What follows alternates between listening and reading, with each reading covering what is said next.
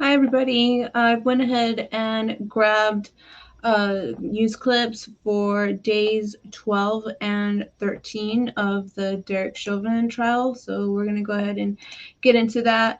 Sorry, I don't think I'm going to have a ton of energy today. I just got an update from the trial today, and it's not looking as favorable as it was recently. But we'll talk about that later.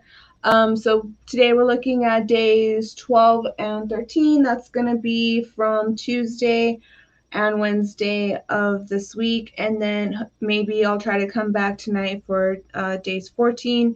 If not, tomorrow is always a good day to do that.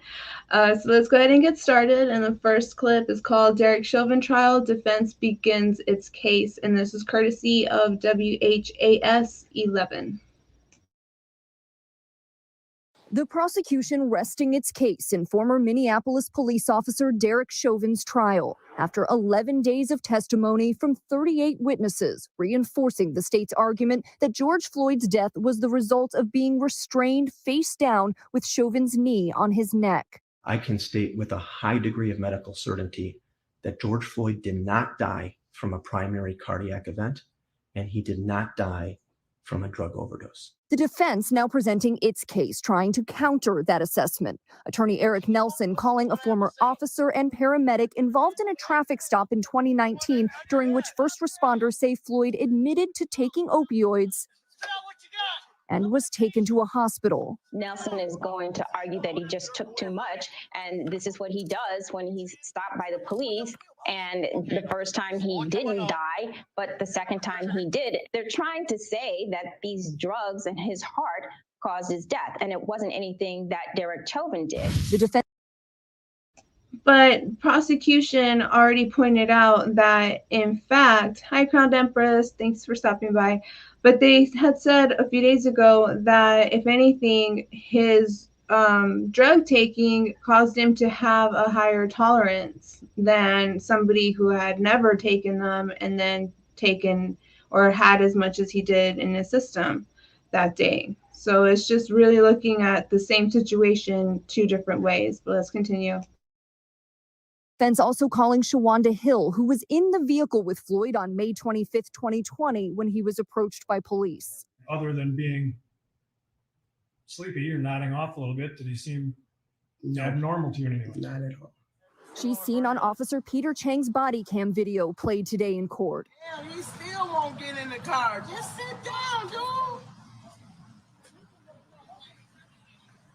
They gotta push him in this car. Look, he's fighting to get out. Officer Chang also taking the stand. There was a crowd, and I guess the crowd was becoming more loud and aggressive. A lot of yelling across the street. Did that cause you any concern? Concern for the officer's safety, yes. The defense is expected to continue presenting its case the rest of this week, with the judge telling jurors they'll likely hear closing arguments on Monday. Marcy Gonzalez, ABC News, Los Angeles. Okay, and actually I went ahead and peeked in at what's going on now with the trial, and it looks like the defense rested today. So today's Thursday, not Friday. And what they're doing is a rebuttal of something that was said, I think yesterday in real life. We'll get into that later, probably today. I don't want to jump ahead too far, but yeah. It's been crazy. All right, so the next clip I'm actually not going to show. I'm just going to put the link in the chat, and the reason for that is because it's another point of view of the that day from, how do I say it? It's the body cam of one of the officers that we haven't seen on the stand yet. I want to say he took the stand on this day, and they went ahead and showed his version of, his point of view of events. I don't know why this, oh yeah, okay. Let me add this to the chat. Hi, Concealed Ringleader. Thank you so much for stopping by. That's going to be the body cam that I just mentioned. And it's called Chauvin Trial Body Cam Video from Park Police Officer Peter Chang, and that's courtesy of KARE 11. It's 23 minutes long. I saw it, and you don't see George Floyd in his point of view at all. In fact, he seemed to be across the street and talking to the bystanders that were there. But we're going to hear soon what he had to say. I think we just saw a little bit of that where he was saying that the crowd was being aggressive and possibly, distracting or, giving Derek Chauvin excuses for him to get away with this. Let's continue on to the next video. It's called Defense Calls First Witnesses in Day 12 of the Chauvin trial, and that's courtesy of CBS News. Now, it's 9 minutes long, but the first part gives us a look at the highlights of that day, but then it jumps into legal expertise talk. I'm going to skip through that part, and I'll put the link in the chat too if you want to see that. But right now I'm just more focused on what was happening on the trial, not really what anybody else's opinion is about it. So let's go ahead and continue on. If you got hit by a craving for buffalo, That was a loud ad. Let me skip it. Hang on. The state of Minnesota has rested its case against Derek Chauvin. Now it is the defense's turn to call witnesses on day 12 of the high-stakes murder trial. The former Minneapolis police officer faces multiple charges, including murder and manslaughter, for the May 2020 death of George Floyd. Chauvin knelt on Floyd's neck, back, and side for more than 9 minutes during an arrest. The defense's first two witnesses were related to a May 2019 arrest in which Floyd allegedly ingested opioids. Scott Crichton. Okay, yeah, I also wanted to mention that. So these two witnesses here are from an arrest that happened, I want to say 2 years ago, with having to do with George Floyd, and apparently he was under the influence of drugs on that stop. So I was wondering, what does this have to do with what happened 2 years later on May 25th? You know what I mean? Like, I get at this point the defense is bringing up people to, I guess, maybe just slander George Floyd and just put his character into question. But the questions that they were asked really weren't about that. What they were basically just saying was, yes, this is, what happened on that day. His drug use was, I guess so much that, whenever he gets pulled over, he's under the influence. But like I said before, a prosecutor already negated that by saying that he wasn't even under the influence of that much fentanyl and methamphetamine. It was about as much as what they would find during a drinking under the influence stop. Said it was about the same. So yeah, let's continue. Crichton was the arresting officer in that incident, while Michelle Mosang was the paramedic called by police to assist Floyd.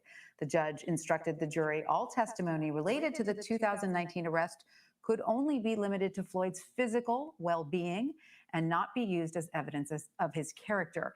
Here is some of the body cam footage in that incident. Here I was. Okay, so we have an ad. Just give me one moment. hey, put them up on the dash. Put them on the dash. Okay, so this is going to be body cam from that stop, and from the date, it looks like it was May 6, 2019.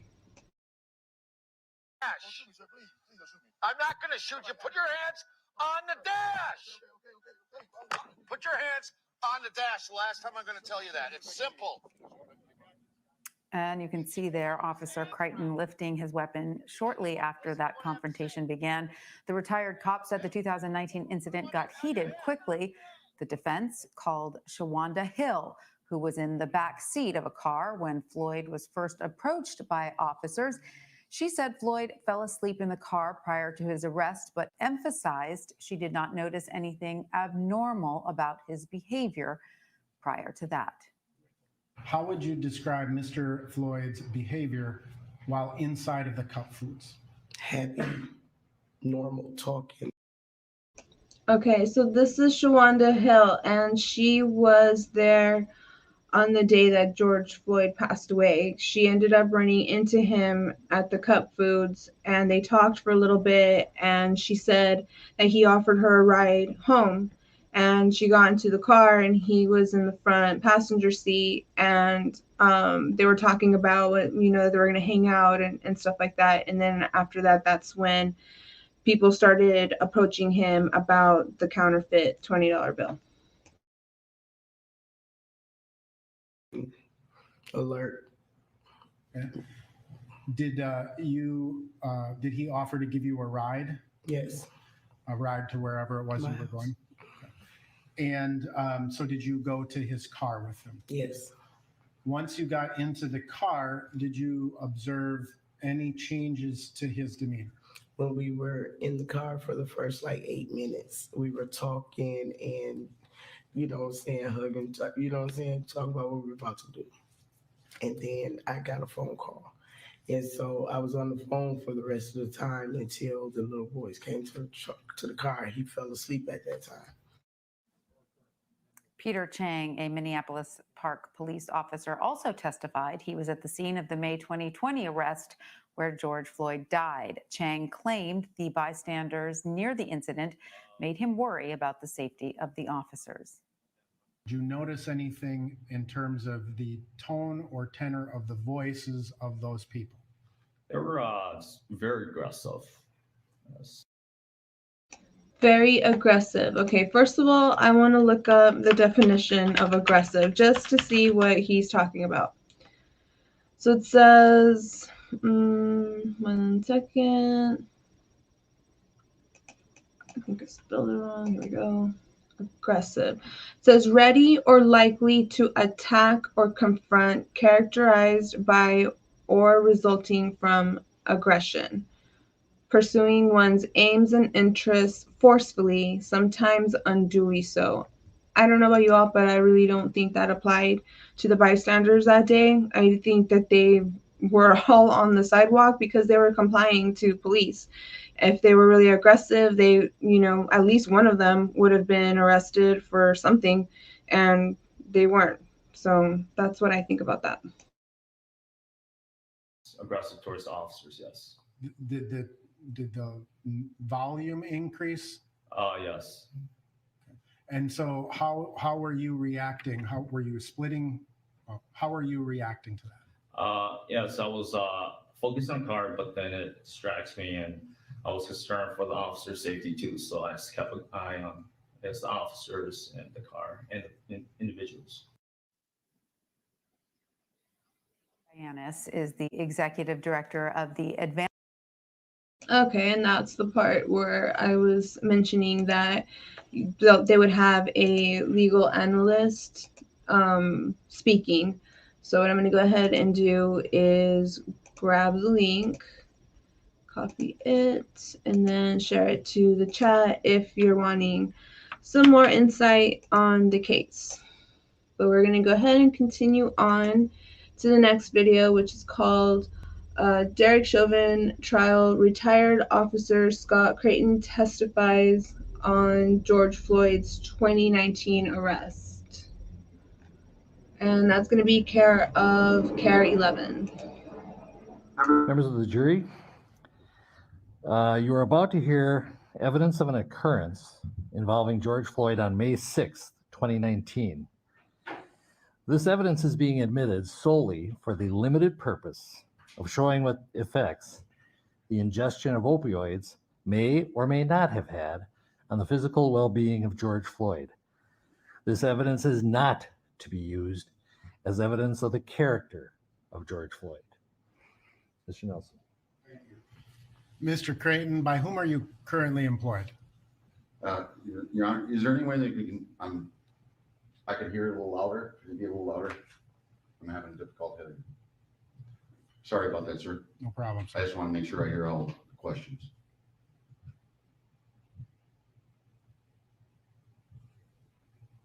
Is that better? Yes, it is. Okay.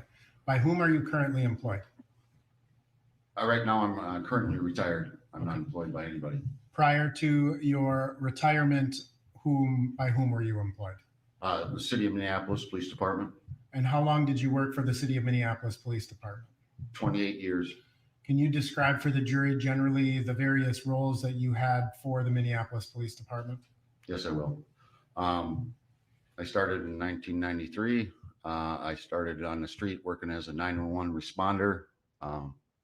I did 6 years as a 911 responder, and then I transferred over to public housing for approximately 9 months as public housing officer. And then from there, I went to the 4th Precinct and became a community response team member, involved as a street level narcotics investigator. I did that for 22 years. All right. Now, were you on duty on May 6th of 2019? Yes, I was. If you had an opportunity to review various police reports and body-worn cameras from an incident on that day? Yes, I have. On that date at approximately just before 5:00 p.m., did you execute a traffic stop of a red Ford Explorer? Yes, I did. And now remember, this is from a different traffic stop. It wasn't the one at Cut Foods where George Floyd ultimately ended up passing away. Did you approach the passenger side? Yes, I did. Can you describe just very briefly the initial interaction that you had with the passenger of that vehicle? I approached the vehicle on the passenger side. The passenger window was down. I started giving the individual that was in the passenger seat commands several times. The passenger was unresponsive and non-compliant to my commands. I then had to physically reach in because I wanted to see his hands because I couldn't see his hands. I reached in finally and grabbed his hand to put it up on the dash, and then that individual was taken from the vehicle and handcuffed. Okay. Did you make any observations as to the passenger's behavior? Could you repeat that question, sir? I'm sorry. Did you make any additional observations as to the passenger's behavior? Yeah, in my mind, his behavior was very nervous, anxious. I will withdraw that question. In terms of, did you see the passenger do anything physically with his hands? Yes, he turned away from me towards the driver's seat as continually as I was giving him commands to see his hands. Did you draw your service weapon? Yes, I did. Did you observe the passenger put anything in his mouth? Can you say that one more time, sir? I'm sorry. Did you observe the passenger put anything in his mouth? No, I didn't. Were you wearing a body-worn camera issued by the City of Minneapolis on that day? Yes, I was. And have you had an opportunity to review your body-worn camera prior to today's testimony? Yes, I have. Your Honor, based upon the order, I would move to admit and publish Exhibit 1051. All right. 1051 is received subject to the vote. The way today looked, by the way, I will mention, is that they are moving for something. They're trying really hard.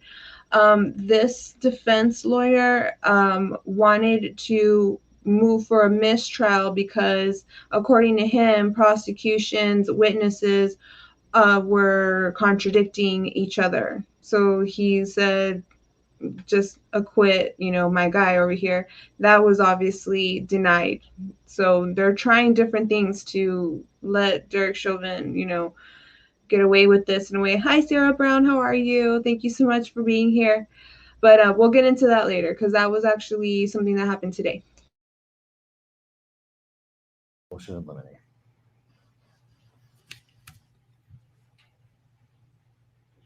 If we may publish.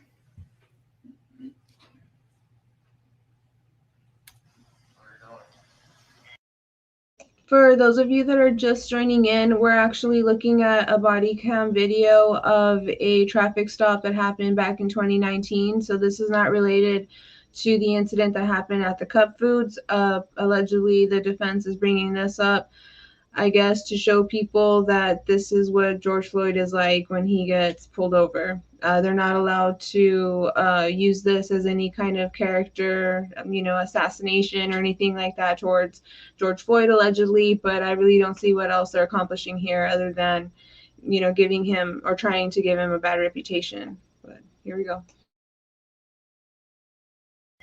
Can you undo your seatbelt, sir? Sir, passenger, can you undo your seatbelt? Go ahead and undo your seatbelt. Please, I don't want to get shot. I don't plan on shooting you. I'm just saying, just take your time. Okay, relax. Just undo your seatbelt. Let her take care of her guy. Just keep your hands out where I can see him. Hey, let me.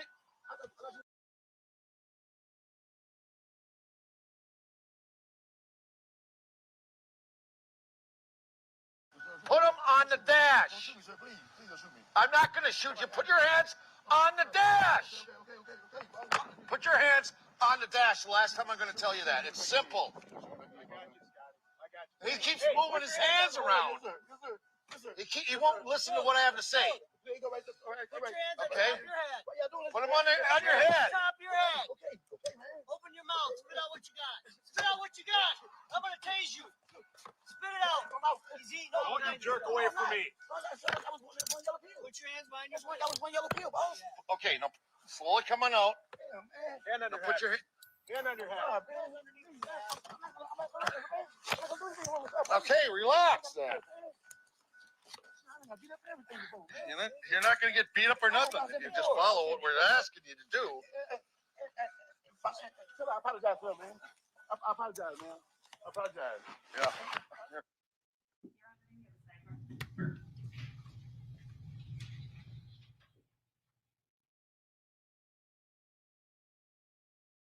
Okay, so they're having some kind of sidebar. I just wanted to give an update too about my channel. I went with the next tier of subscription, so I get to now have. Refresh my memory. Have we seen that video before? No, but now I get to have like this little emblem thing up in the corner, and now I have unlimited hours. So maybe sometime this week I'll show a full day of the trial. Maybe one of the days that we miss, something that I feel is important. But yeah, so this channel is moving on up and forward. Thank you very much, everybody, for your support, your following and sharing and liking my live streams and everything. It's very greatly much appreciated. Thank you so much. Before. We have, as in the reporters, I did a story on it back in last fall when it was initially brought up within this case. The jury has not seen it yet. And so the other part that the jury will be allowed to see is now much later, not much later. The part that they're not able to watch is that George Floyd gets arrested here. He gets put in the police car. He gets brought to the police station and they begin to interview him. And then the jury will then see where it picks up when a first responder, an EMT or a paramedic comes in to take his blood pressure and talks to him about his high blood pressure and how he should go to the hospital. So I'm not sure exactly what the sidebar is about. There were discussions before court started concerning what portion of the video could be played.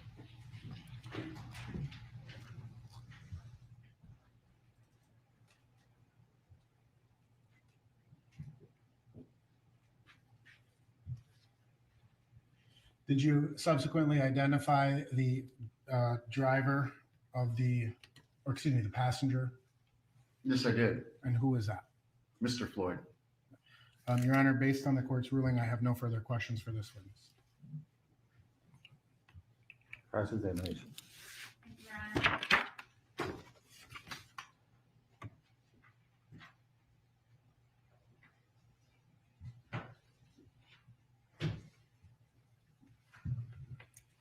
Good morning, Officer Creighton.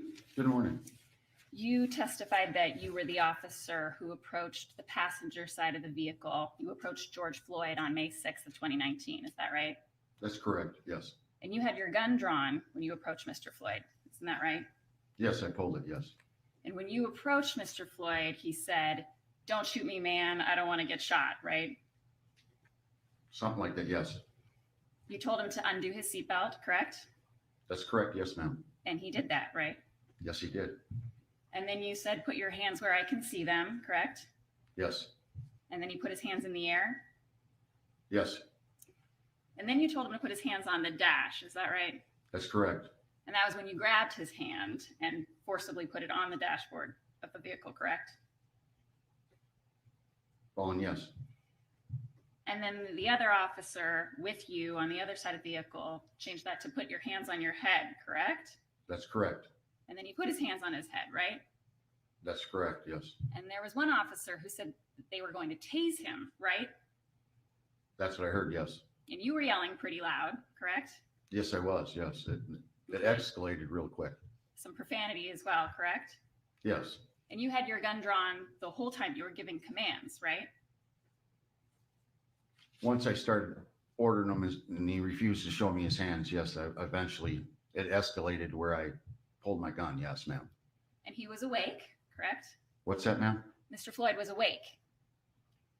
Was he awake during this incident? Yes, He was conscious. yes, He didn't appear to be in medical distress to you when you were pulling him out of the car. Is that right? He was talking to you. He was standing up. Is that right? I don't know if it was specifically, sometimes he was talking, sometimes he was mumbling. He was incoherent in my mind a lot of the time during there. But you got him out of the car and you handcuffed him, right? That's correct, ma'am. And he stood next to the car, right? Yes, ma'am.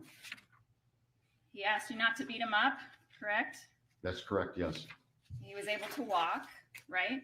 Yes, he was. He continued to talk to you. Yes,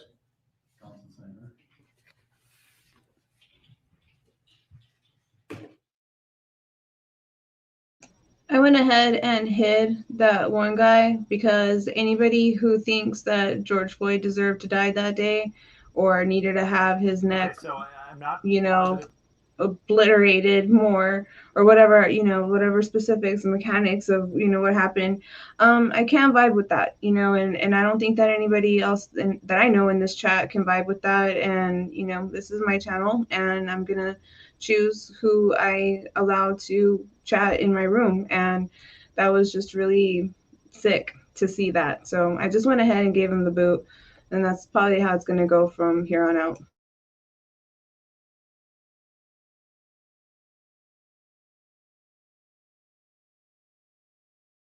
Is allowed to be used and what is allowed to be asked. And there may be a question of whether the door opens up for Eric Nelson to use more of that video and more from that incident, especially regarding, what might have been going through George Floyd's mind, because that's what they're supposed to stay away from. And so I'm confident that Eric Nelson probably is going to use any opportunity he can to be able to use more from this 29 incident. So we'll see if that gets discussed at all. The prosecution focusing on the how. Yeah, and I did try to see where he was going with that until he said that his knee should have, stayed on there. And I was like, nah, you're crazy. I can't even, not even as a joke. That's not even funny, at all. It's just inhumane, and I can't roll that way,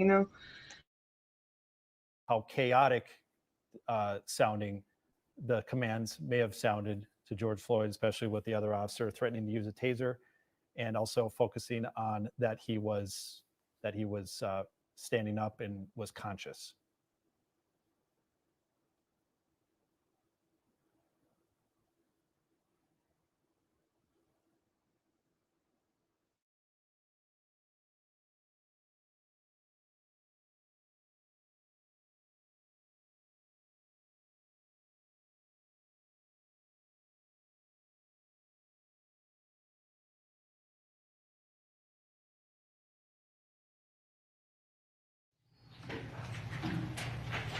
Technology is not our friend today. Ms. Aldridge, if you would. Thank you, Your Honor. Officer Creighton, you were describing that you got Mr. Floyd out of the car, correct? yes, And he stood next to the car and you handcuffed him, correct? Oh yeah, watch this lady, the prosecutor, lady lawyer. I want to say it was this situation, but maybe not. But I remember she came up and took the podium, and she just was like snap, snap, snap. Like she was not having any of this BS. And I hope that it was this part because it was actually pretty entertaining to see. Me and another officer had to physically handcuff him, yes. And he didn't fall down, correct? No, he didn't fall down. Nothing further, Your Honor. Any further?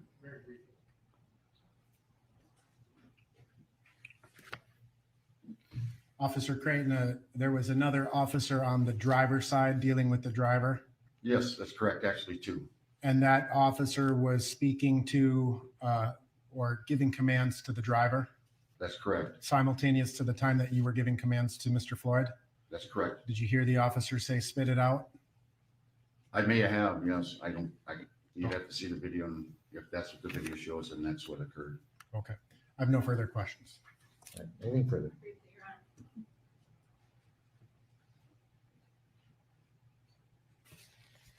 Officer Creighton, you were just asked some questions about what the other officers were doing. You were interacting with Mr. Floyd, correct? Yes, And while you were interacting with Mr. Floyd, he didn't collapse on the ground, correct? wait a minute. What was the question? Can you speak up a little louder, ma'am? While you were interacting with Mr. Floyd, he didn't collapse on the ground, correct? No, he did not. Well, the answer is stricken. The objection is sustained.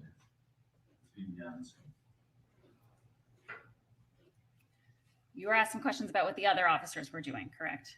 That's correct. Your attention was focused on Mr. Floyd, correct? Yes, it was. And Mr. Floyd didn't drop dead while you were interacting with him, correct? No. Thank you. Nothing further. Anything further? No, Your Honor. Thank you. You may step down. Thank you, Your Honor. Yeah, that was the part I was talking about. She was like, he didn't drop dead with you, did he? No. Okay, we're going to continue on with day 12. And remember, day 12 was on Tuesday. And the next video is called Use of Force Expert Testifies in Derek Chauvin Trial. And this is courtesy of KHOU 11.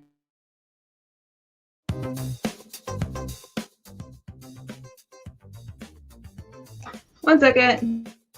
It's live now. KHOU legal analyst Carmen Rowe. And Carmen, what was the goal behind having Shawanda Hill take the stand? You know, the defense called her as a witness to remind this jury that Floyd had a drug problem and that he was on drugs that day. We heard from witnesses all morning who reiterated facts we already knew in anticipation of experts who will take those facts and interpret them. Today, we heard from a use of force expert, and we expect to hear from a forensic pathologist tomorrow. You know, at the end of the day, this is going to come down to an issue of which expert these jurors believe. What did that use of force expert today add? You know, today, the use of force expert called by the defense did everything that the defense promised in opening statement. He testified, in contrast to every other expert, that Chauvin's use of force was objectively reasonable because of active resistance, and that putting him in a prone position with handcuffs was absolutely necessary because of his intoxicated state for the safety of officers as well as the safety of George Floyd.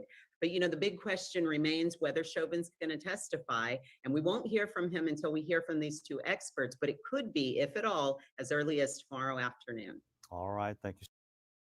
Okay, well, we have found out since then if Derek Chauvin is going to testify, and that's going to be a no. He's not.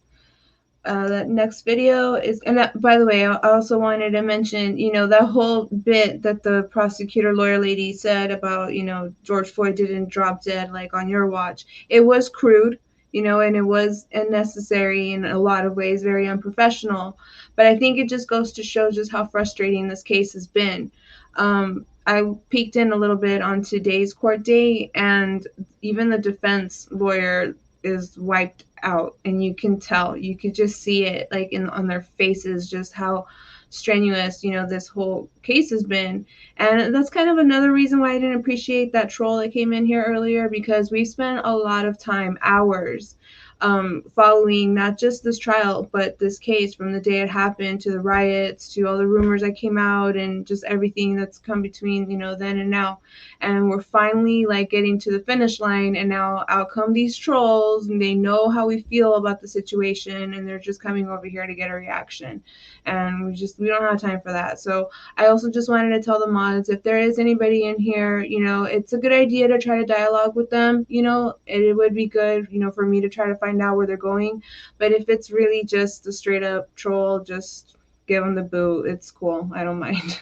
So the next video we're going to watch is Defense Questions Shawanda Hill in Chauvin Trial. And this is courtesy of ABC News. And this is the woman that I was saying earlier that ran into George Floyd at the store before he got arrested the day that he passed away. So let's go ahead and watch.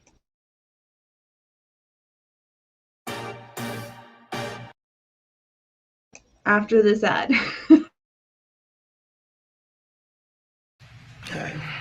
Thank you for being here with us today. I just have a few questions about May 25th of 2020. Do you recall that date? Yes. On that date, were you at the Cup Foods located in Minneapolis? Yes. Yes. Did you run into anybody that you knew while you were there? Yes, George Floyd. And while you were at the Cup Foods or in the Cup Foods, did you have an opportunity to observe Mr. Floyd's behavior, demeanor, things of that nature? Yes. How would you describe Mr. Floyd's behavior while inside of the Cup Foods? Happy, normal, talking, alert. Okay. Did he offer to give you a ride? Yes. A ride to wherever it was you were going? And so did you go to his car with him? Yes. Once you got into the car, did you observe any changes to his demeanor? When we were in the car for the first 8 minutes, we were talking and, hugging, talking about what we were about to do. And then I got a phone call. And so I was on the phone for the rest of the time until the little boys came to the car. He fell asleep at that time. So at some point during the course of the time that you were in the car with Mr. Floyd suddenly fell asleep, yes. Right? And the phone call you received, was that from your daughter? Yes. And so you were talking with your daughter during that time? Yes. And you described, would you agree that at some point, you said some little boys, are those employees of the yes. store? Yes. That's okay. The store employees came and approached the car, correct? Yes. And at that point, Mr. Floyd suddenly fell asleep? He was already asleep. He was already sleeping? Yes. When they came to the car. And when they came there, I tried to wake him up. They tried to wake him up. I tried to wake him up over and over. And his friend tried to wake him up. And he woke up. Then he'll say something. He made a little gesture, and nodded back off. Okay. Was that a couple times? Was that a kind of a sudden change from how you observed him in the store to the car? Yes, but he already told me in the store he was tired because he had been working. There's an objection. Hold on. Objection, grounds? Leading, yes, the answer is stricken. Overruled. It's the worst when nothing. Okay, I'm sorry. I was looking down, so I didn't see if the video was going to continue, if this is like an ad in between, but I'll find out right now. 1 second. Okay, so this is going to continue.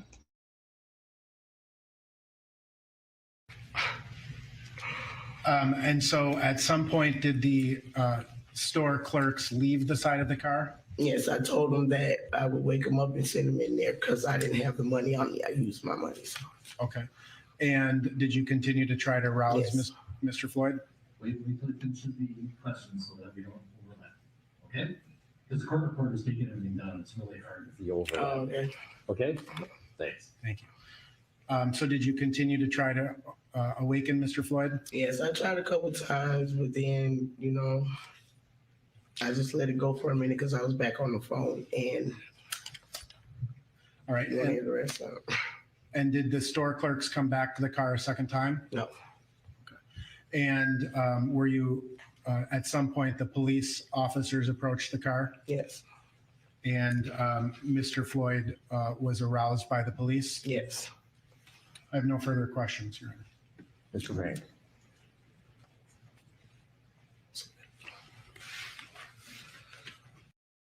She looks like she's got a lot more to say. I would really like to interview her and see what she's holding back.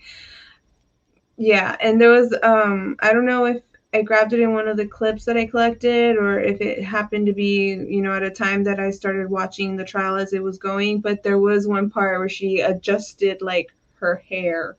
Like it went like this and it moved all around. So she was very stressed being on here, I could tell.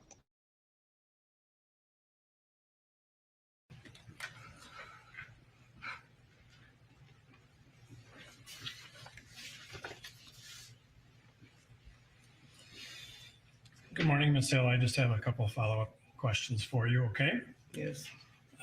So during the period that you were with Mr. Floyd in the store, he was, you said he was alert? Yes. Friendly?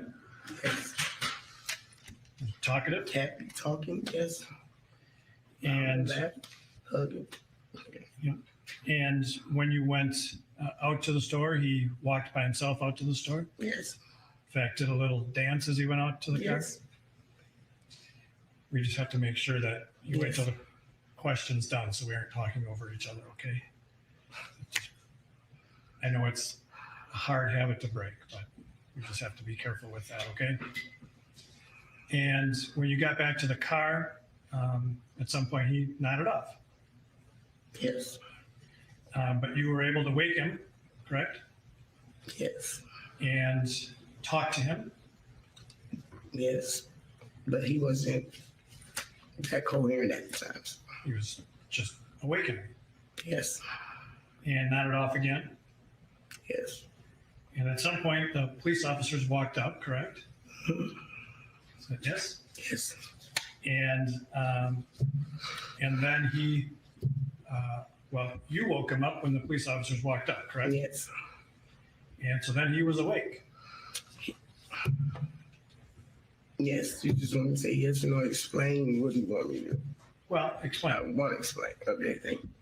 So when I tried to wake him up, he woke up the second time. I said, Floyd, the police is here. It's about the $20 bill wasn't real. I kept saying, baby, get up. The police was up. So he looked, and we looked to the right, and he had the police. He tapped on the window with a flashlight. And I'm like, Floyd. And so he turned back around again. He's like, what? And I was like, baby, that's the police. Open the door, roll down the window, whatever he told me to do. So he looked back, and when he seen the man had the gun at the window when we looked back to him. So he instantly grabbed the wheel, and he was like, please don't kill me. Please don't shoot me. Don't shoot me. What did I do? Just tell me what I did. Please don't kill me. Please don't shoot me. And I'm like, Floyd, baby, it's not. You said explain. I'm trying to explain what state he was in, sir. I did. And I have to. See, she's frustrated. See, what I gather. Okay, let me find a better picture than that. Oh, she's just frustrated. But from what I gather is that she's probably, since being put into the situation of having to deal with probably a lot of legal people that probably have had to tell her like yes or no. If they ask you a question, it's got to be yes, no, or I don't know.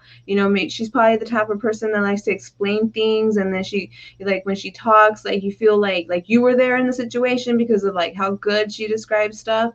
And she probably knew that was going to happen here. And then finally somebody gives her permission to talk and give her side, and she's getting cut off. And I feel that this is why she's getting frustrated at this time, because in reality, this is the defense witness, right? But I really don't see how she helped or hurt either side. I feel like, if anything, she should have just been given the opportunity to tell her side of the story, what she saw and what her point of view was.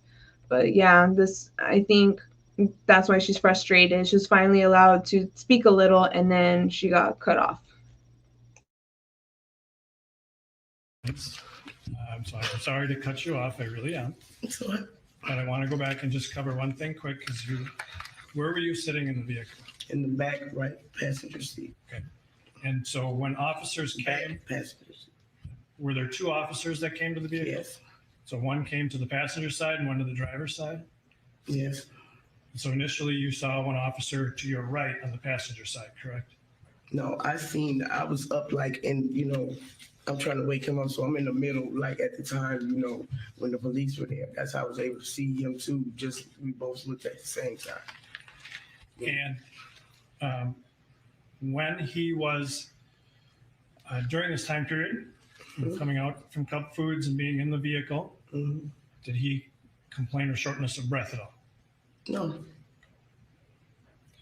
Did he complain of chest pains at all? No. And other than being sleepy or nodding off a little bit, did he seem abnormal to you in any way? Not at all. And did he seem startled when the officer pulled a gun on him? Very. I have nothing further, Gar.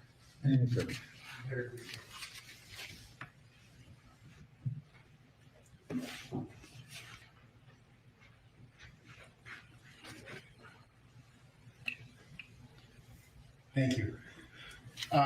So while you were in the car, or prior to getting in the car, Mr. Floyd appeared to you to be normal, correct? Yes. When he got in the car, he fell asleep, correct? We talked for a while, then he fell asleep. And then ultimately, you had to make several efforts to try to wake him up. Yes. I'm looking for All right, so defense ended with he was in the car and he fell asleep, and after several attempts, you try to wake him up, and she said yes. So I guess what he was trying to do was say that before George Floyd was approached by police was that he was already passing away. But as we now already know, he didn't have enough in his system for it to be all of that. All right, so now we're going to continue on, and it looks like I have another clip with Shawanda Hill, and it says, witness Shawanda Hill describes moment police approach George Floyd in the car. It might be a repetition of what we just saw. I didn't think it would be, but if it is, sorry. It's like a little over 3 minutes long, but this is courtesy of Fox 9 Minneapolis-St. Paul. When you got back to the car, at some point he nodded off. Yes. But you were able to wake him, correct? Yes. And talk to him? Yes. But he wasn't that coherent at the time. He was just awakened. Yes. And nodded off again? Yes. And at some point, the police officers walked up, correct? Said yes? Yes. And then he, you woke him up when the police officers walked up, correct? Yes. And so then he was awake. Yes. You just want to say yes or no, explain what you want me to do.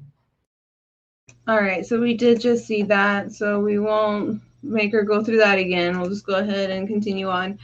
The next video, okay, so this next witness was, I think his name is Peter Chang, if I'm not mistaken, and he's going to talk about how aggressive and violent the crowd was, the bystanders were and whatnot. So let's continue on. And so the next video is called Minneapolis Park Police Officer Says Crowd Was Loud and Aggressive During Floyd Arrest, and that's courtesy of NBC News. You're a reactor, a mover. All right, we have an ad, so just bear with me a few more seconds and then we can watch our video.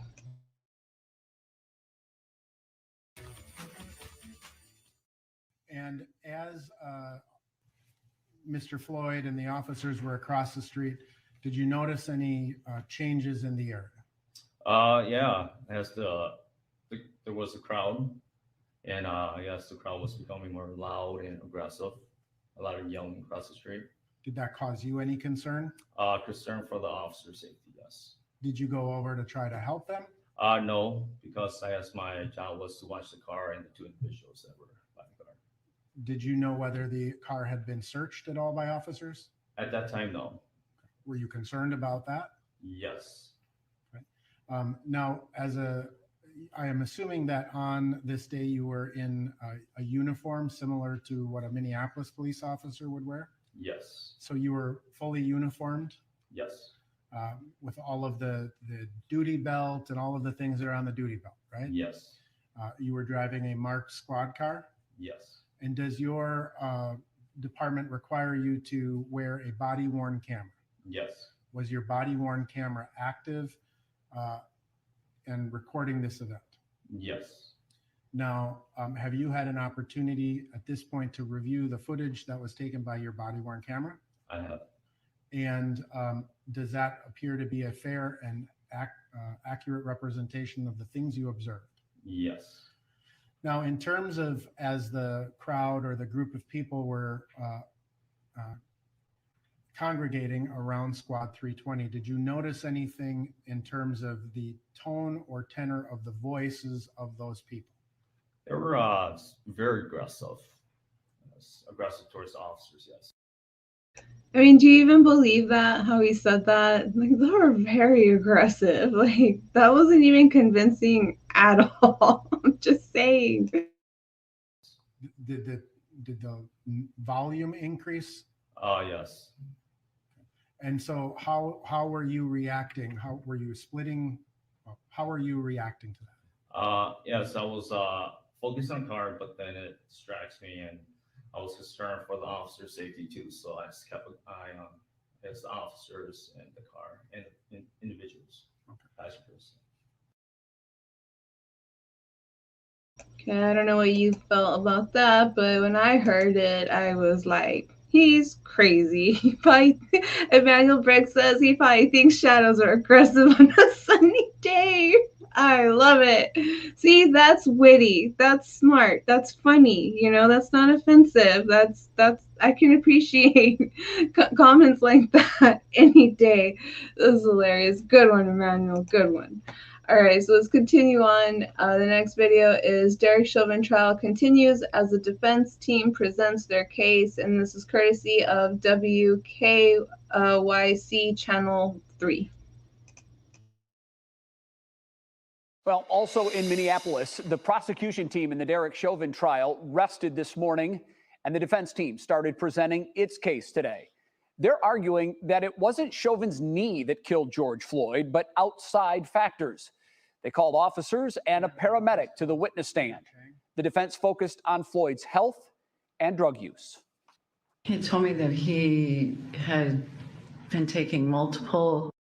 Okay, so this went back to the beginning of this date when the cop and the paramedic from the prior traffic stop were testifying on the stand. Like every 20 minutes. I felt that Derek Chauvin was justified. And we're going to see a little bit of his testimony here in a bit. I was acting with objective reasonableness, following Minneapolis Police Department policy. The defense team also arguing that a growing crowd was hostile, a potential threat, and a Let's take at this growing crowd of hostility. What were they really doing? Where are you? That was like a second ago. Just give me an opportunity to find that part again, because that was crazy. Oh no, YouTube's fucking with my shit. Threat and a distraction to Chauvin the day Floyd died. 1 second, let me try to find that growing crowd. Where did they go?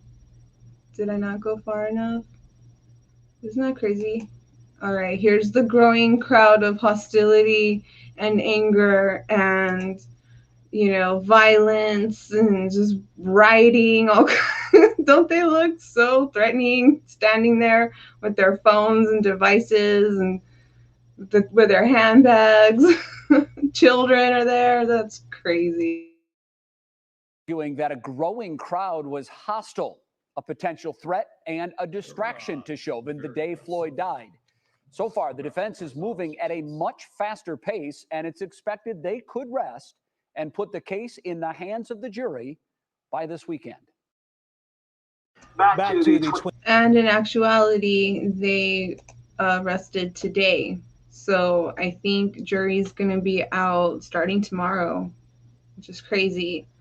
So I'll let you all know what we end up doing over here for all of that. And then once the trial's over, we have sentencing to look forward to. I mean, once the verdict happens, then we have sentencing to deal with. And then in the meantime, well, after that, we're probably just going to go back to, you know, true crime and just YouTube videos that I find whenever I'm scrolling through my news feed, that kind of thing, until the next thing happens. I know that there was a cold case that they just had an arrest on in California that I want to cover. It happened back in, I think, 1996, and they just made an arrest. So that might be something that I'm gonna want to like touch base on. So we have that to look forward to. So let's continue watching these videos, and this is going to be the defense still calling up their witnesses. This is called Derek Chauvin, defense attorney, calls first witness after prosecution rests case. And this is going to be courtesy of WKYC Channel 3. Back to the Twin Cities now. The defense now has the case in the Derek Chauvin murder trial. The prosecution wrapped up its presentation this morning after 11 days and more than 36 witnesses.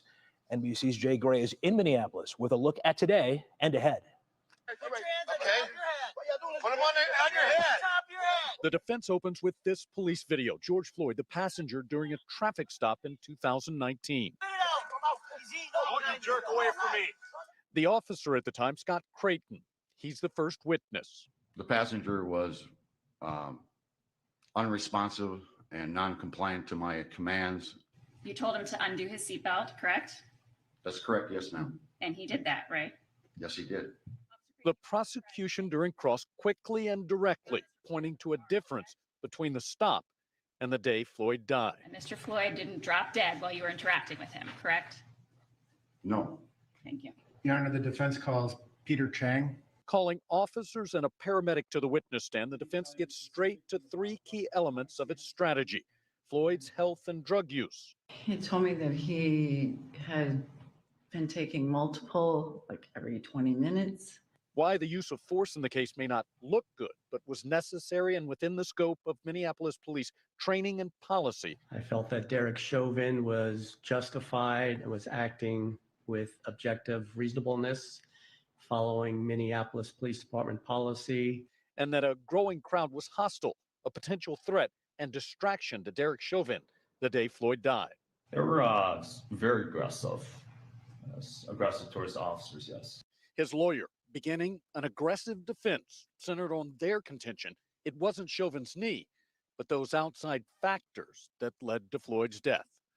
Again, things moving at a much faster pace right now. The defense expected to rest its case by the end of the week. Jay Gray, NBC News. Okay, now let's move on to the next clip, and it's called Derek Chauvin Trial Use of Force Expert Barry Broad testifies on restraint of George Floyd, and that's courtesy of KARE 11. Now, based upon your training and experience and your expertise in the use of force matters, your review of the materials that have been provided to you, have you formed opinions in this particular case to a reasonable degree of professional certainty? I have. And can you just briefly overview your opinions in this particular case? I felt that Derek Chauvin was justified and was acting with objective reasonableness following Minneapolis Police Department policy and current standards of law enforcement in his interactions with Mr. Floyd. All right, let's go ahead and continue on. And the next video is called Chauvin Defense Attorney Calls First Witnesses After Prosecution Rests Case, and that's courtesy of KARE 11. Chauvin trial now. The state rested its case today after 11 days of testimony. Now it's the defense's turn. Danny Spiewak is live in Minneapolis tonight with the latest from the court. Danny?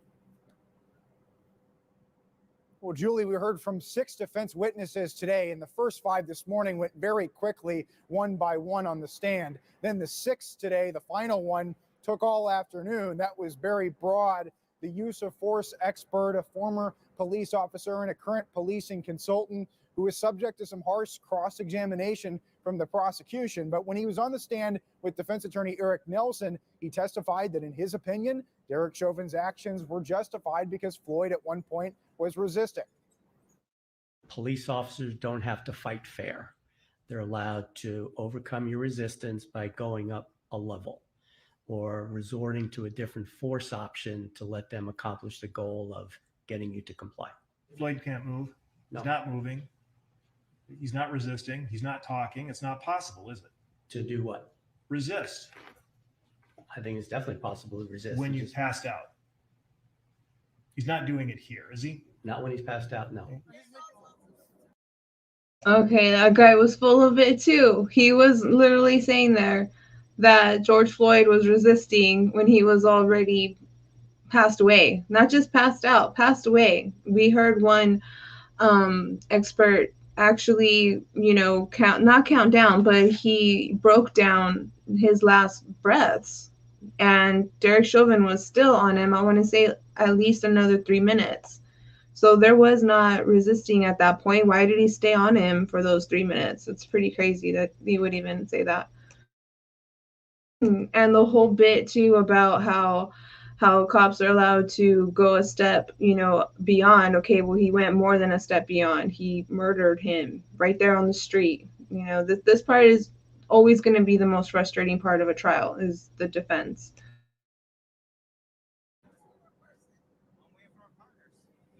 Now, earlier this morning, the jury saw some new body camera video that even the public hasn't seen, that we as a media outlet haven't, from the Minneapolis Park police officer, Peter Chang. That's a separate agency, obviously, but he also responded to the scene that day, May 25th, although he did not interact with George Floyd. Chang testified today about hearing and seeing bystanders from a distance. It's pacing back first to make sure that, I was concerned for the officer safety because of the crowd. So I just want to make sure that the officers were okay. Did you observe other people at other locations besides where Mr. Floyd and the officers were? You can say at least one at every corner of the intersection. The jury will be back tomorrow morning at 9:15. Before that, in the morning, they're going to be dealing with some legal matters without the jury. And then, of course, they're going to call more witnesses from the defense. And we're expecting, again, closing arguments next Monday. Back to you. Oh, yeah, there's closing arguments, too. So, yeah, we still... Monday, huh? I wonder what they're going to do tomorrow, then. That's going to be interesting. All right, so let's continue on, and we have 3 more clips to finish with day 12, and then day 13 was short because it actually only one person took the stand the entire day. But let's continue on with day 12. The next clip is called Day 12 Recap. Derek Chauvin defense attorney calls first witnesses after prosecution rests case. I'm telling you, a lot of these titles sound exactly the same, getting deja vu over and over again, but the clips are not the same. I checked them. I'm pretty sure I checked them. Oh, yeah, and that's going to be courtesy of We Are Iowa Local 5 News.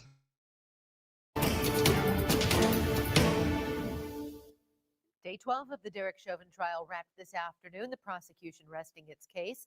Our sister station in the Twin Cities is following every detail of the trial. Denny Spiewak explains where the defense is picking up the case.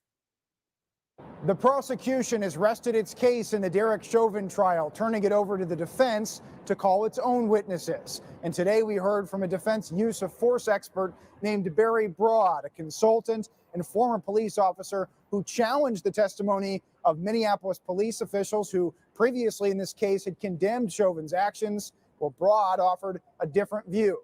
I felt that Officer Chauvin's interactions with Mr. Floyd were following his training, following current practices in policing, and were objectively reasonable.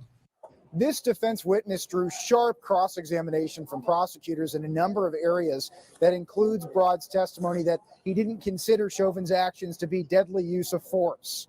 I need to ask you if you believe that it is unlikely that orienting yourself on top of a person on the pavement with both legs is unlikely to produce pain? It could. What do you mean it could? Is it unlikely to produce pain or is it likely to produce pain? I'm saying it could produce pain. We heard from a total of 6 witnesses from the defense today, including a park police officer who responded to the scene, as well as the woman who was in the passenger seat with George Floyd last May 25th.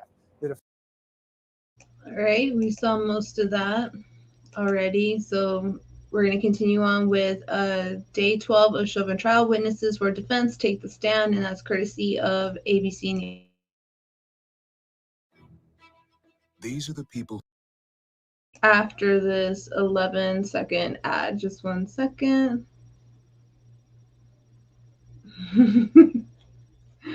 Hold on 1 second. Analyst at the Law and Crime Network for more on this case. Terry, thanks for being here. The defense's very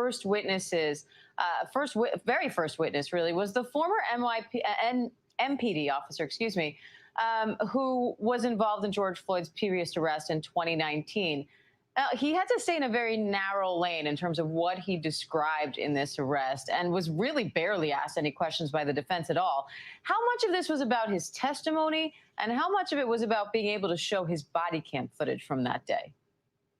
Well, I think that the defense wanted to show that witness first because they were trying to say that George Floyd is a drug user. He's been arrested before. He's had this sort of habitual habit of ingesting drugs when he's arrested. And the body camera did show all of that. You're absolutely right, though. It was a very short direct and cross-examination because the judge limited to the medical evidence. He did not want anyone to get into the character of Mr. Floyd because that is not supposed to be on trial here at this case. Yeah, they were only allowed to talk about the physical effects that drugs had on him that day, not the emotional effects that they may have had or anything to do with Floyd's character.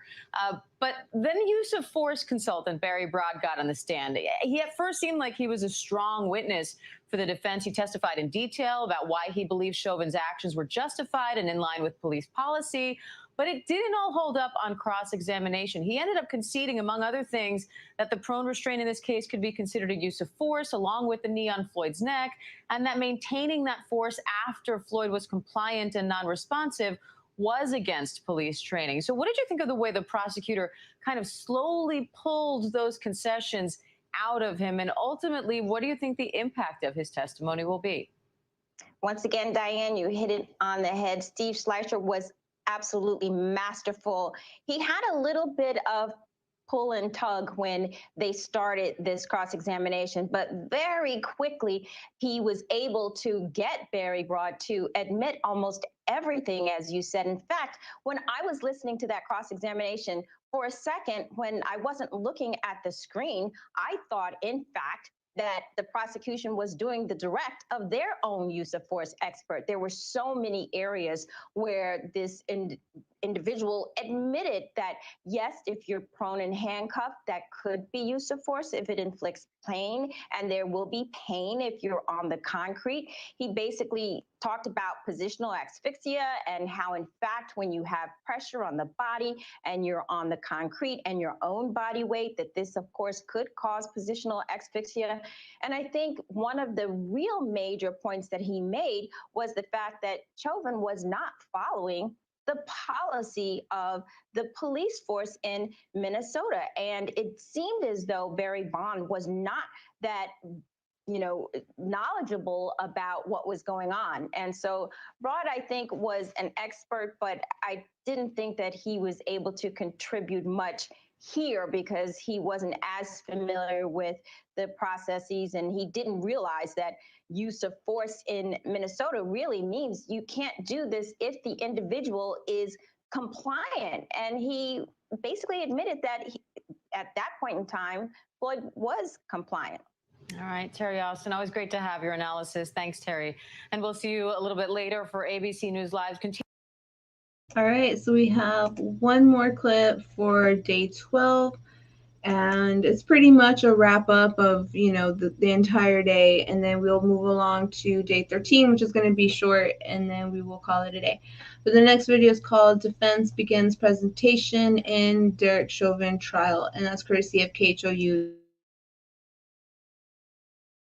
Miles from the rally for Daunte Wright, prosecutors rested their case in the Derek Chauvin trial.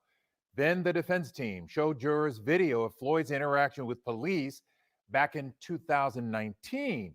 Chauvin's attorney argues Floyd died from underlying health conditions and drug use. Here's Marcelino Benito with the very latest. Your Honor, the state of Minnesota rests.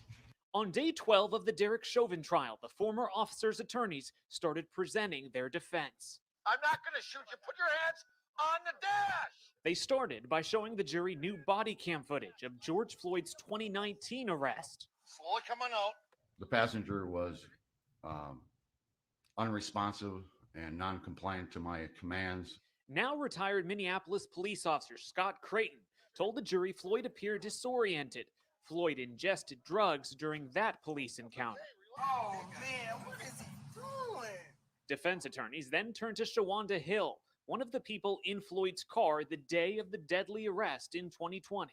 He woke up, then he'll say something, and he made a little gesture, and nodded back off. The defense working to show Floyd may have already been high before police ever arrived. Hill described Floyd's actions when the first officer got on scene. He's like, please, please don't kill me. Please, please don't shoot me. Don't shoot me. What did I do? Just tell me what I did. Please don't kill me.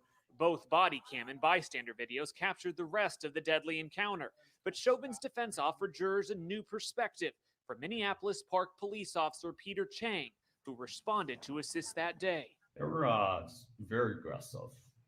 Yes, aggressive towards the officers, yes. How are you reacting to that? Yes, I was focused on car, but then it distracts me, and I was concerned for the officer's safety too. So. And after weeks of state police experts telling the jury Chauvin's actions were excessive, the defense put its own use of force expert on the stand to fight back. I felt that Derek Chauvin was justified and was acting with objective reasonableness, following Minneapolis Police Department policy and current standards of law enforcement in his interactions with Mr. Floyd. All this unfolding in court while just a few feet outside the Hennepin County Courthouse. Daunte Wright, life matters. Attorney Ben Crump, along with Floyd's family, joined forces with the family of Daunte Wright, another unarmed black man shot and killed by police earlier this week. We will fight for justice for this family, just like we're fighting for our brother.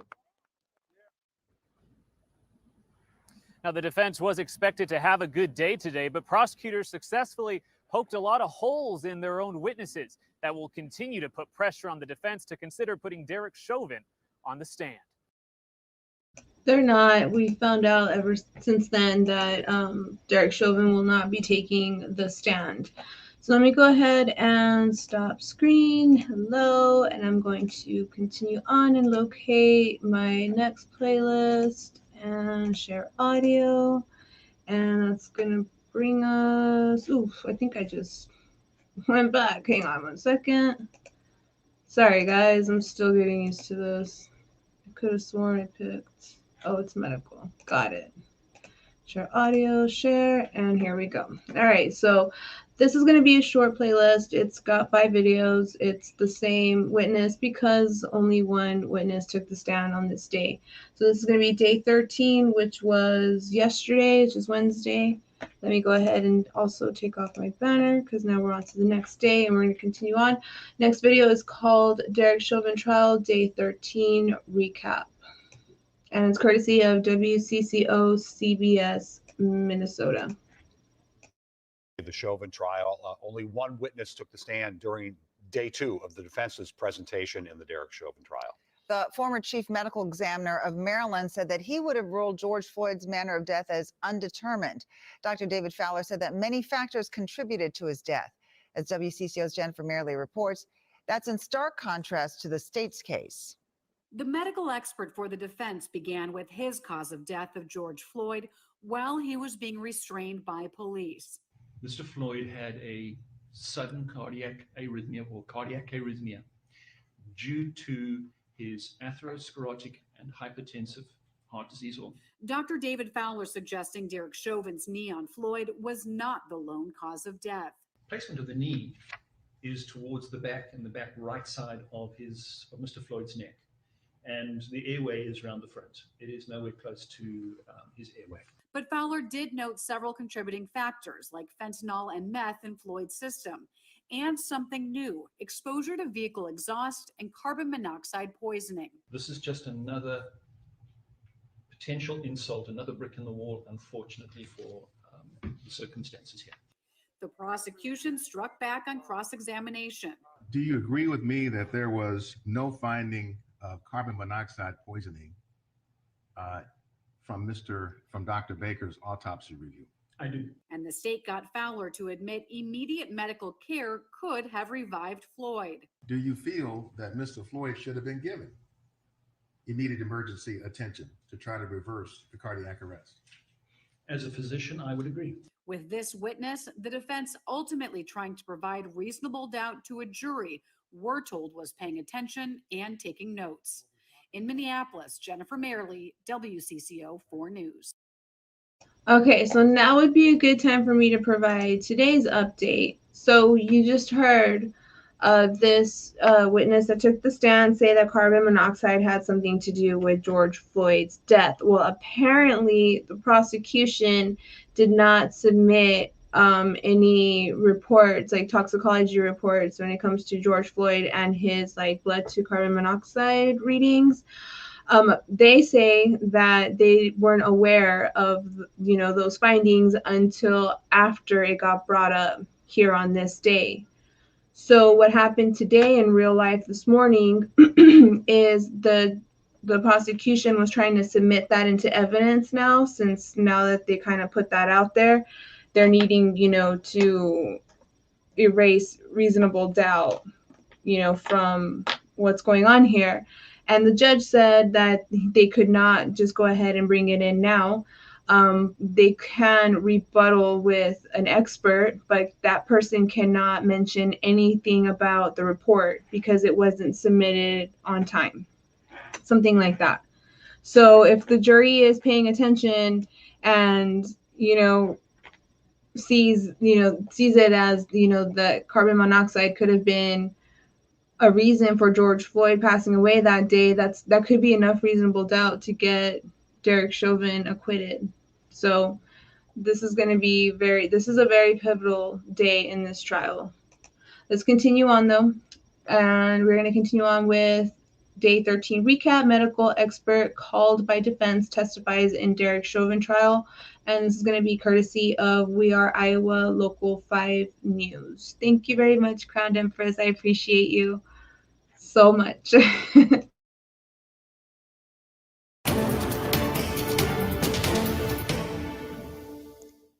Day 13 of the Derek Chauvin trial wrapping this afternoon with a forensic pathologist on the witness stand. Our sister station in the Twin Cities is following every moment of the trial. Danny Spiewak shares today's cross-examination. In the Derek Chauvin trial, the defense called just one witness today. That was Dr. David Fowler, who spent the morning and afternoon on the witness stand. He's a retired pathologist and former chief medical examiner for the state of Maryland. And he testified today that in his assessment, George Floyd's death was what he would call undetermined. That's different than the classification of homicide that the Hennepin County medical examiner here in Minneapolis testified to last week. There was more emphasis from Dr. Fowler in his testimony on Floyd's heart conditions and the drugs in his system.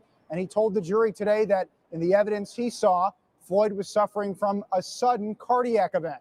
But he's still moving and seems to be active, and then there's a sudden relaxation. And so he goes from pretty much fully functional and coherent to unconscious very rapidly. The state aggressively cross-examined Fowler, with prosecutor Jerry Blackwell pointing out that Fowler never calculated Floyd's breathing or the weight of Chauvin's equipment and never recorded a time of death to indicate that it might have happened suddenly. That led to this important moment in the courtroom, and Blackwell got Fowler to admit on the stand that Floyd needed CPR after losing his pulse. Do you feel that Mr. Floyd should have been given immediate emergency attention to try to reverse the cardiac arrest? As a physician, I would agree. Are you critical of the fact that he wasn't given immediate emergency care when he went into cardiac arrest. Yeah, as a physician, I would agree. We know the defense is going to call at least one more witness on Thursday. It is unclear right now if Derek Chauvin himself will testify. In Minneapolis. Okay, let's continue on. And the next video is called Derek Chauvin Trial. Defense Tries Different Theories on George Floyd's Cause of Death. And that's going to be courtesy of KHOU 11. But I think the prosecution did a really good job of cross-examining that last witness. He at least got him to admit that what needed to be done was give George Floyd medical care and not have somebody, place their knee on his neck and just keep it there for almost 10 minutes. That's what I think. It's just pretty crazy that this is where we're at, where we're discussing, what's the humane way to arrest somebody that's going through distress. That's my dog, if you can hear her, her collar just shaking around. But yeah, let's continue on with the next video. I'm Nick Nimmin, and I'm a StreamYard user. If you're considering live. And joining us live now is KHOU legal analyst Carmen Rowe. And Carmen, it seems like the defense is trying out a lot of different theories here on cause of death. That's right, Ron. So they called their own forensic pathologist today to essentially say that the manner of death in this case wasn't homicide, but undetermined, based on the medical history of George Floyd, his drug activity, and a whole host of other things, including carbon monoxide poisoning, which just continues to push the defensive theory of reasonable doubt to this jury. So who will the jury believe? Now, based on the defense and what it's presented so far, do you believe Derek Chauvin needs to testify? The defense has done a good job of meeting all the points that they set out, everything they promised in opening, but it's not landing the way that it needs to. I said it before, I'm going to say it again. Chauvin needs to testify. He needs to let this jury know what he was thinking and why he did what he did that day. Well, now we know that he decided not to testify, so apparently he didn't want to let people know what he was thinking, why he did what he did that day. Let's continue on to the next video. It's called Derek Chauvin's Defense Team Disputes Cause of Death, and that's going to be courtesy of WKYC Channel 3.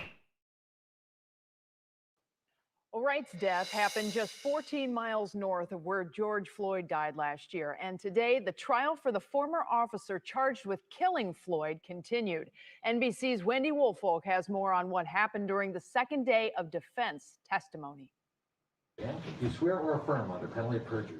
Day 2 of Derek Chauvin's defense, disputing the prosecution's cause of death.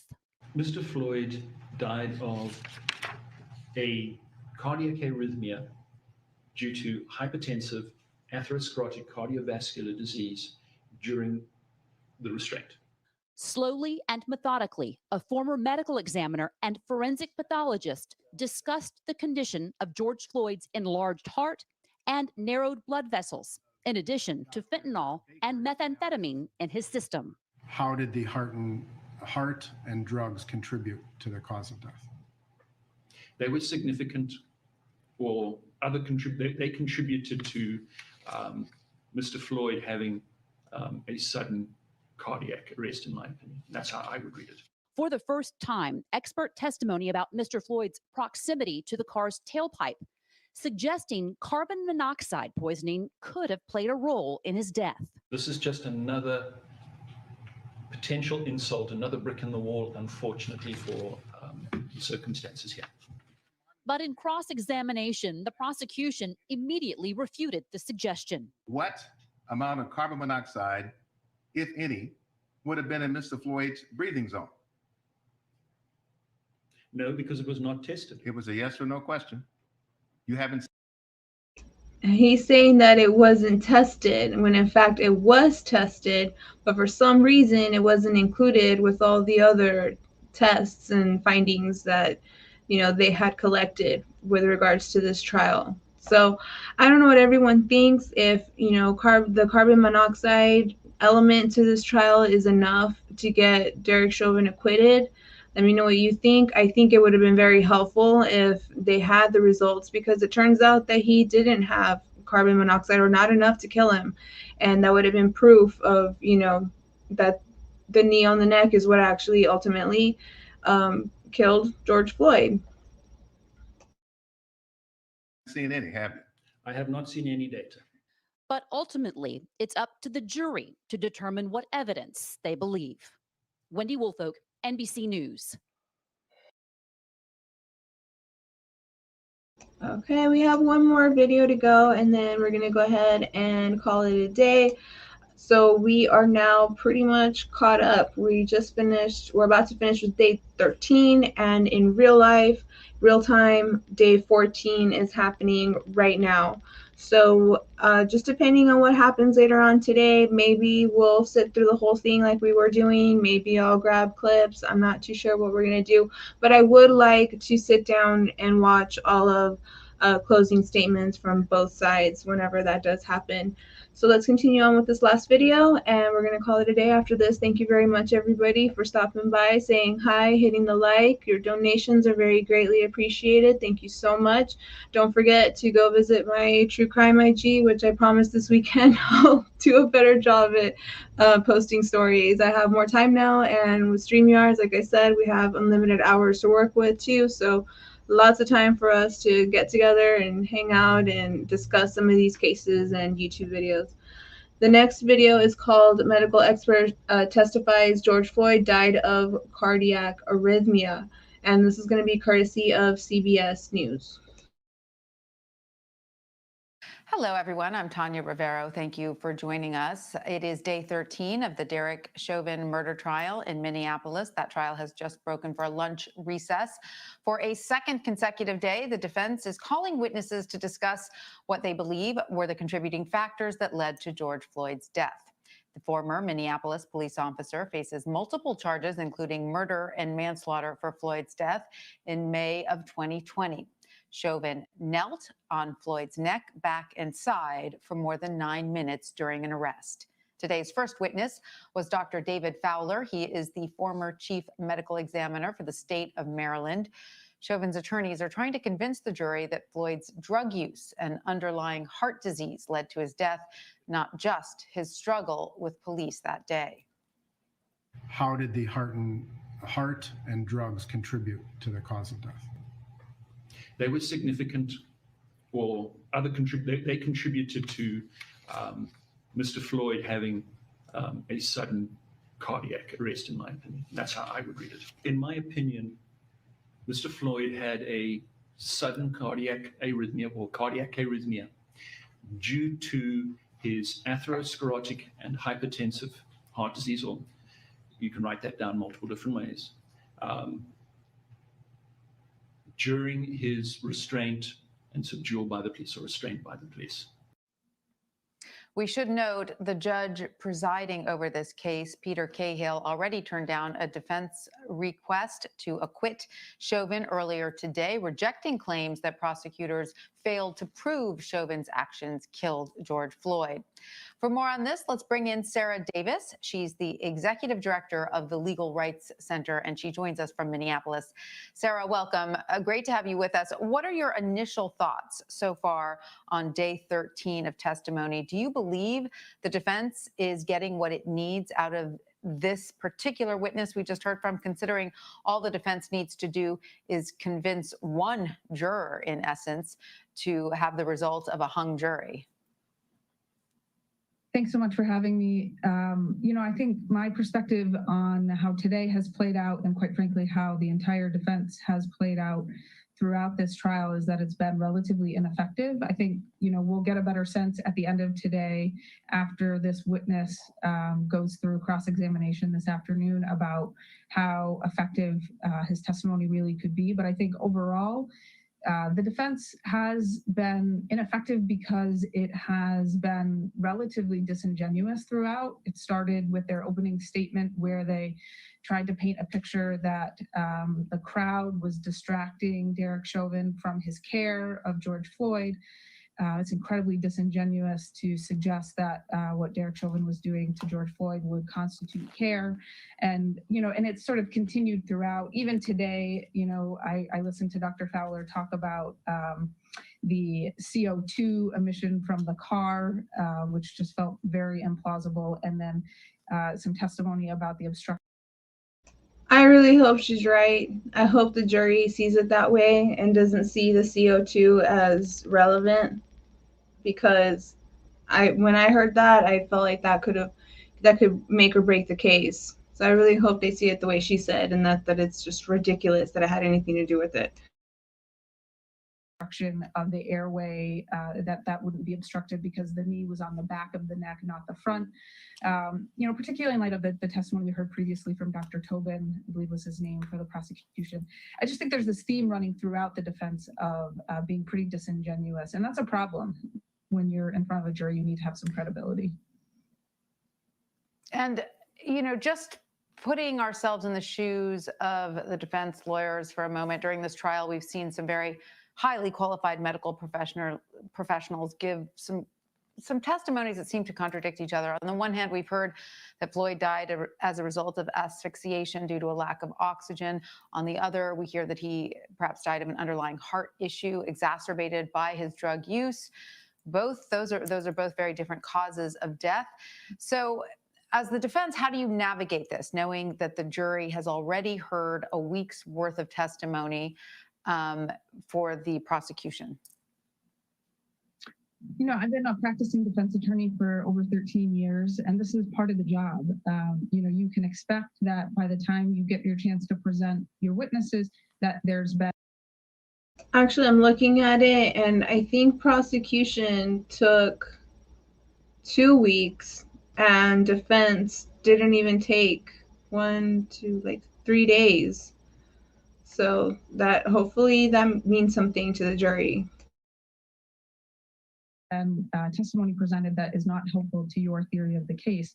But that's why throughout the process, your job is really to build your credibility with the jury, build credibility for your theory of the case. And I think in this case, as I mentioned earlier, the defense really hasn't done that, because at the end of the day, the jury is going to be presented with closing arguments with very contrasting theories, and they're going to have to pick. And you really want to have built that credibility and that trust with the jury throughout, so that they do tend to believe what your theory of the case is. And again, I think the disingenuous nature of painting the crowd, for example, trying to paint the crowd as being equivalent to being in a gunfight, or this idea that Chauvin was in some way trying to care for George Floyd. Yesterday we heard testimony from a defense witness that about George Floyd should have been resting comfortably. These are things that are going to undermine your credibility with the jury and impact how they see your case overall. So where is that line as a defense lawyer between trying to present the strongest case for your client as you can and passing over into what you called sort of disingenuous line of argument? I think the reality is that it is your job to present the best possible case for your client, and having it be a disingenuous argument doesn't help that. There is a way to defend this case that really would reflect that this is a tragedy. There would have been a way really for the defense to approach this as a tragedy, and as and to still present their theory that Chauvin didn't cause George Floyd's death. They've chosen not to do that. They've chosen to really take this line of attack, which has, really. I think the reason they didn't choose to go, the defense is ridiculous. That's pretty much what I was about to say, Tyrus Bain. Thank you very much.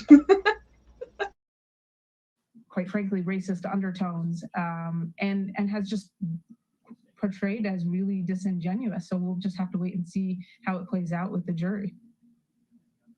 Right, how they respond. So do you believe at this point it would be appropriate for Derek Chauvin himself to testify, or do you believe he would do more harm than good to his case? It's a really difficult question, and I think for any defense attorney and for any client, it's a question you're revisiting throughout the trial process, and certainly right before you would make that choice. I would have thought going into this that he probably would not have testified, but as I've listened to the testimony of the witnesses, and quite frankly, listened to his defense attorney question those witnesses and try and portray this, their theory being that, that Chauvin was acting in this environment that he sort of is comparing to a gunfight, and, really trying to portray Derek Chauvin as providing care. It's difficult to see how he can accomplish that without putting Derek Chauvin on the stand. That being said, it's very risky, and so it's hard to say at this point what they're going to do. I think this was a slam dunk case for the prosecution, which is why the defense just looks weak in this situation. Trying to pass it off as a tragedy would have been too close to saying that it was an accident, and I think you could still get charged for an accident. So that's why they decided to go on defense and completely just try to blame it on George Floyd, blame it on the drugs, blame it on the bystanders, blame it on the street. Now they're trying to blame it on the fumes coming out of the car. I really hope that the jury sees through those tactics and takes the experts that came up for the prosecution seriously, because I believe them either way. Even if I know I have my feelings about the case and I know what verdict I'm counting on to happen, but even just trying to be, unbiased and just look at the case as it was presented by the prosecution, I would be saying guilty if I was, part of the jury. But we'll see what happens. Today is day 14 of trial, so I'll let you know what we do. Maybe I'll come back tonight, maybe not until tomorrow. But until then, thank you very much, everybody, for stopping by. Danielle Williams, you're always here. I'm so appreciative of that. You're awesome. Terrence Bain, thank you very much for stopping by. Sierra Brown, hope to see you soon. Observing Stuff, if you go live, let me know. Punisher J Gaming, you too. If you go live, let me know. I want to be in the chat. Thank you so much for everything. No Nonsense Stucky, thank you so much for stopping by and for your support. Anybody I miss, of course, Crowned Empress, maybe I'll see you tonight. Let me know. Concealed Ringleader, I'm always liking your videos. Can't wait for the next one. And the Troll, sorry, dude, but that was rude as hell. You're not allowed to come back here ever again. Thank you so much, everybody. Have a good day.